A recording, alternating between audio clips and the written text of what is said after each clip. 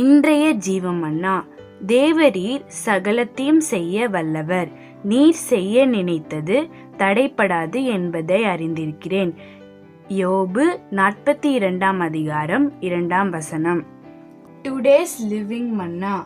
I know that you can do everything and that no purpose of yours can be withheld from you. Job chapter 42 verse 2. God bless you. தேவரீர் நீர் சகலமும் செய்ய வல்லவர். தேவனே உமக்கொப்பான தேவன் யார்?